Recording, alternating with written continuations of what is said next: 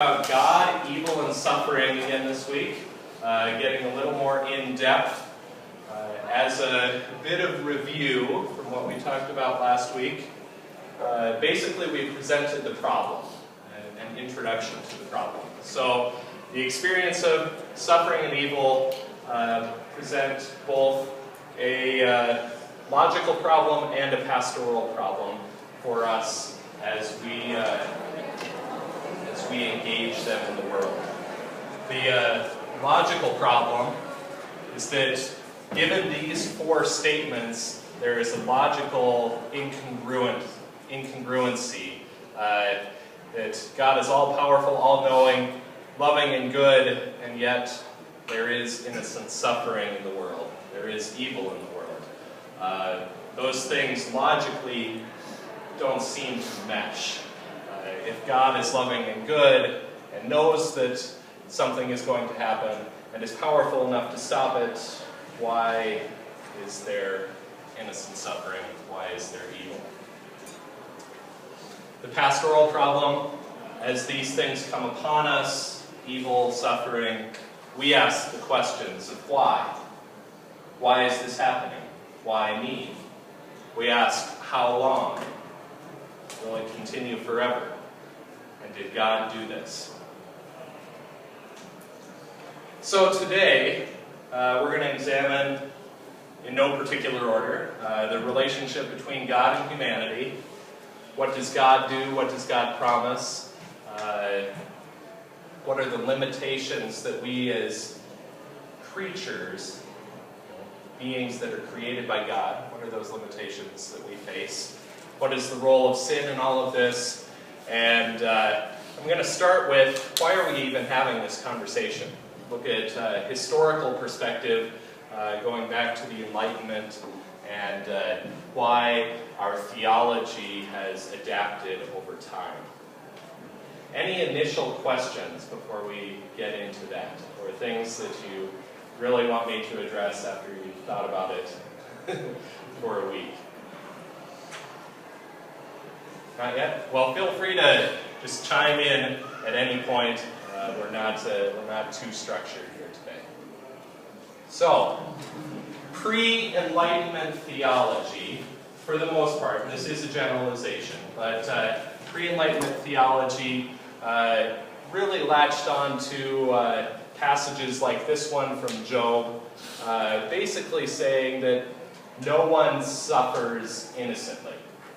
That if you're experiencing suffering, well, God must be punishing you. Or God is doing this to cleanse the earth. Or because there is evil in your community, God is sending this suffering upon your community, and you need to rid the community of evil before God will relent. One of Job's friends is asking, who that was innocent ever perished? Or where were the upright cut off? As I've seen those who plow iniquity and sow trouble reap the same. By the breath of God they perish, and by the blast of his anger they are consumed.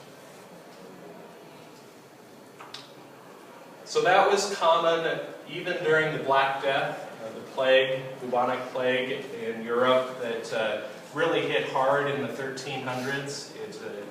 Bubonic plague spread throughout Europe over a couple hundred years, but in the mid-1300s is when it really took its toll on the population of Europe. Somewhere between 45 and 50% of the population died during a 4-year period. No one was counting, so between 75 and 200 million people died. 4 years. And this was, for the most part, seen as God's punishment. Now, sometimes it was God's punishment because you were a sinful person. Well, you stole that piece of bread when you were 15 years old, and so God is sending the plague upon you. That's why this has happened. Repent of your sin, and maybe God will heal you. It also happened, though, that Jews, foreigners, lepers, beggars, and gypsies, well, obviously they were to blame. They were evil. The Jews had not converted to Christianity, and so they were the one, in fact, that put Jesus on the cross, and that's why God is punishing all of Europe, because Jews exist in those communities. And so, prior to Hitler, prior to the extermination of the Jews, there were multiple times throughout history, and this is one of them, in which Jews and others faced persecution and genocide. Whole communities of Jews were killed during the Black Plague because people feared that their suffering was due to God punishing them because Jews were in their midst.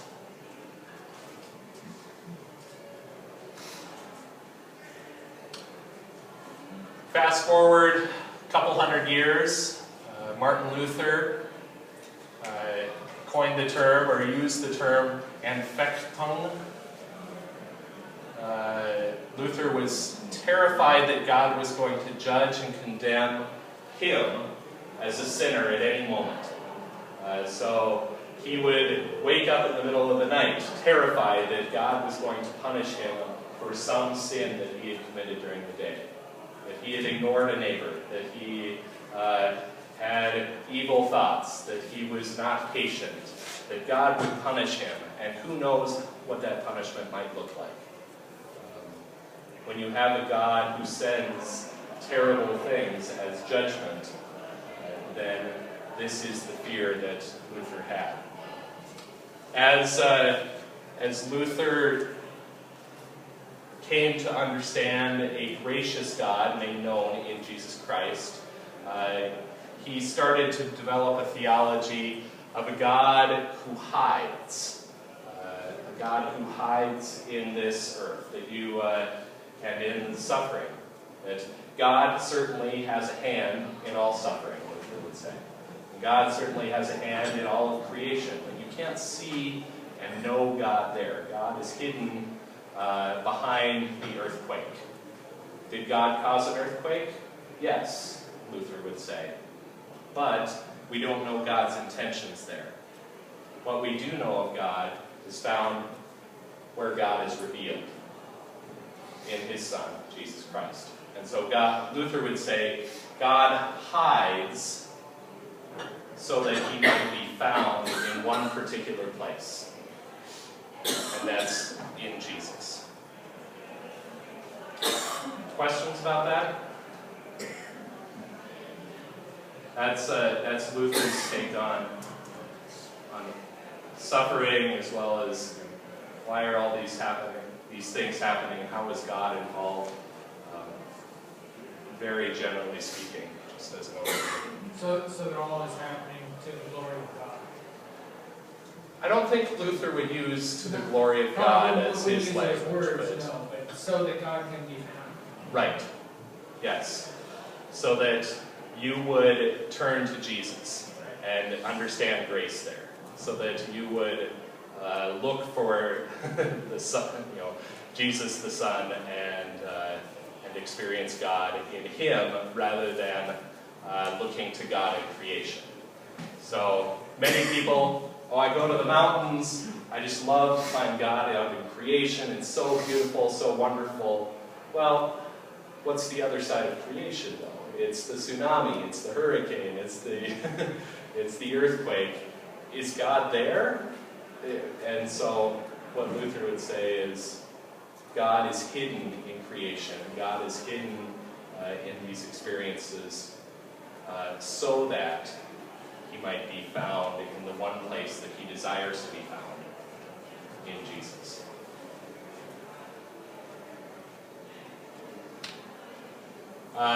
The book that I used heavily for this class, Tom Long, what shall we say? One of the arguments he makes is that a turning point in history was Lisbon, Portugal, November 1st, 1775. Lisbon was one of the religious centers of the day. It's where the priests went who wanted to persecute heretics. I mean, they were the pious people. They found any problem with anybody else's theology, and they hunted them down, and they got things right. Lisbon was a very religious place. So on the morning of All Saints' Day, November 1st, the city is filled with people in worship. Catholic churches are completely filled, and the bells are ringing, people are going into worship, and as the priests start their worship, there's an earthquake. Some of the buildings in the city start to fall down. Earthquake happened about 65 miles offshore. And so as people are scurrying, some people start praying, Lord, deliver us. Other people flee the building to see other people. They run out of the church and they see that some churches have fallen down and killed people. And so they're praying. Another earthquake, tremor happens, knocks down more buildings. And so all these highly religious people who are praying to God are killed. They start, they say, God is punishing us. So they flee the city. They go to the port. They're going to get on ships. As they do that, the water is sucked out to sea. A giant wave comes and fills the city. So all these churches with their candles and whatnot, those have been knocked over. Churches are on fire and knocked down. Dead people everywhere. And then the giant wave destroys the city. Population of 250,000 people, over 50,000 people died that morning in the center for religious piety. This is, coincidentally, in the midst of the Enlightenment period. It was a turning point not only because of the catastrophe, but also because of what was going on in the surrounding culture. That there was, the term would come later, the Enlightenment.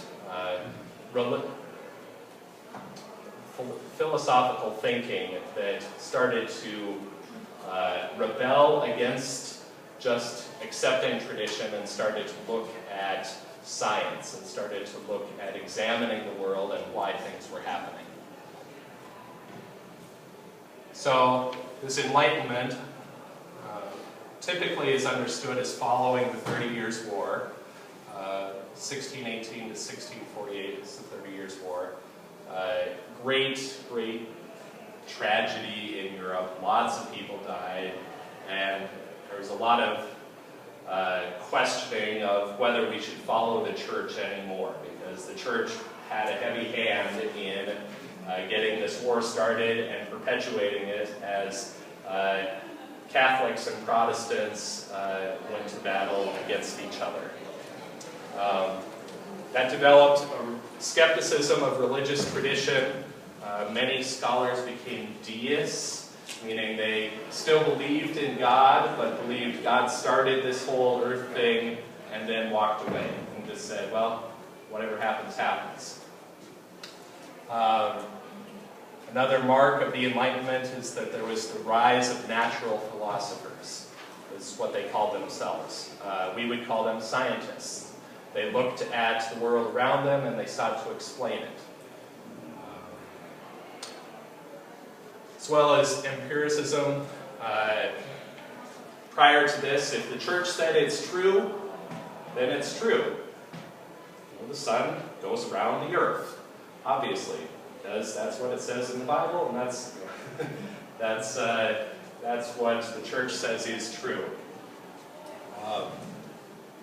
Again, to question those things and say, well, just because we believed it in the past doesn't mean that we need to believe it toward the future. So what are we experiencing? What are we seeing with our own eyes? And how does that make sense? And another mark of the Enlightenment was reductionism. Complex objects and systems are the sum of their parts. That allowed for much more science related to the body, and they began to look at cells and development of the microscope certainly helped. You could see